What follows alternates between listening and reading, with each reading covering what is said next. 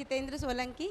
Madam मेरा 2 बार IVF fail हो चुका था और जब भी फेल होता तो मैं तो मना कर देती मैडम, क्योंकि पैसा भी लग रहा था और तो परेशानी भी ज़्यादा ही हो रही थी। पर मेरे मिस्टर बोल रहे थे कि नहीं अपन करेंगे और ज़रूर सफलता ज़रूर मिलेगी। फिर हम एक बार उज्जैन में ही बैठे हुए थे, फिर एक जगह से आपका पता मिला कि वहाँ जाइए आप हो जाएगा। फिर हम यहाँ आए और एक बार में ही फर्स्ट टाइम पे हमारा अटेम्प्ट सफलता मिल गई। बच्चा कितना बड़ा हो गया आपका? मैडम 3 महीने हो गए। 3 महीने। हाँ। लड़का है लड़की है? लड़की है मैडम, दोनों अरे ट्विंस लड़कियां ही है। तो 3 बच्चे हैं आपके? नहीं 2 है मैडम, एक ये और एक वो है।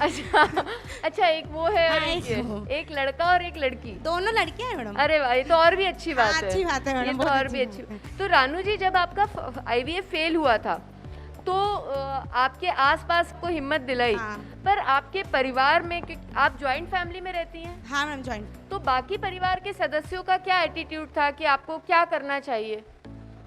नहीं मैडम, जैसे 10 साल हो गए थे शादी को, तो वैसे सबने मना ही कर दिया था कि नहीं अब नहीं हो रहा है तो नहीं होएगा, अब पैसा लगाने से कोई मतलब नहीं है। लेकिन जो हमारे पापा मम्मी सास ससुर हैं उन्होंने तो बोला कि नहीं करवाएंगे, होगा, अगर तुमसे मिलेगा बच्चा तो तुम ही से मिलेगा, नहीं तो नहीं मिलेगा। कभी आपके मन में गोद लेने का ख्याल आया, या कभी आपको ऐसा लगा कि हम तो एक ही परिवार में रहते हैं, हाँ। जेठ के या देवर के बच्चों को अपना लेंगे, ऐसा कुछ कभी ख्याल आया?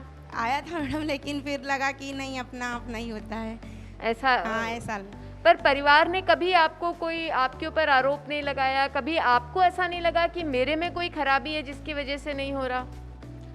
लगा था मैडम। फिर कैसे उससे उभरे? क्योंकि ये चीजें ही हैं जो मुझे नहीं आती हैं, ये आपको आती है। हाँ। ये मुझे नहीं पता, तो मैं चाहती हूँ कि ये चीज आप बाकी लोगों को बता सको।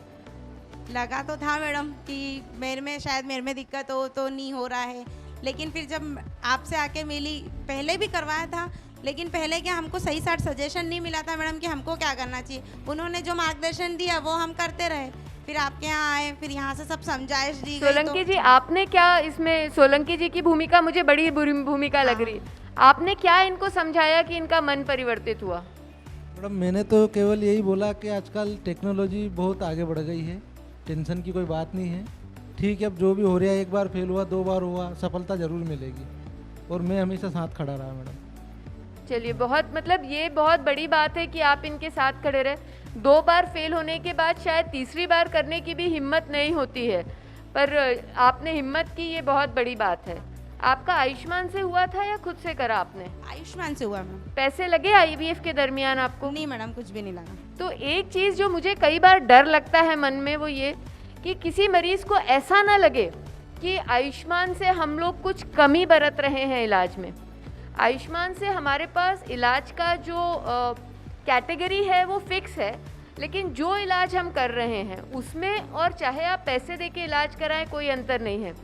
तो अगर किसी मरीज़ के पास आयुष्मान कार्ड है तो आप उस कार्ड का उपयोग इसलिए ना कर रहे हो कि आपको किसी ने सोच लिया है कि यार बिना पैसे दिए कराओगे तो अलग इलाज होगा, पैसे दे के कराओगे तो अलग, तो ये चीज़ मत करिएगा। आपके सामने रानू जी खुद खड़ी हैं, इलाज के दरमियान तो हमने पैसे नहीं लिए ना आपसे, तो पूरा इलाज इनका मुफ्त में हुआ। और आपको आज सबके सामने बोल रही हूँ, गलती से भी आयुष्मान के पेशेंट में कई बार ऐसा होता है कि हमें पता नहीं रहता और पेशेंट की OPD बन जाती है। तलवार सर को आप बताइए, OPD के पैसे भी वापस होंगे। कोई भी आपको इस अस्पताल में आयुष्मान के कागज़ बनने के बाद आपसे पैसे मांगे, आप मुझे बताइए, उसकी शिकायत दर्ज की जाएगी और आपके पैसे वापस होंगे। तो आयुष्मान और नॉन आयुष्मान में अंतर नहीं है।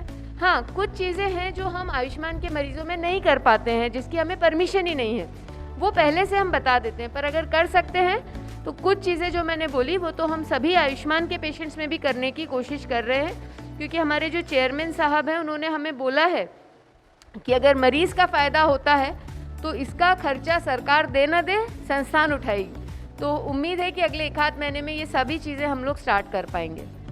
थैंक यू रानू जी, आपने बहुत हिम्मत दिलाई मुझको भी और बाकी लोगों को।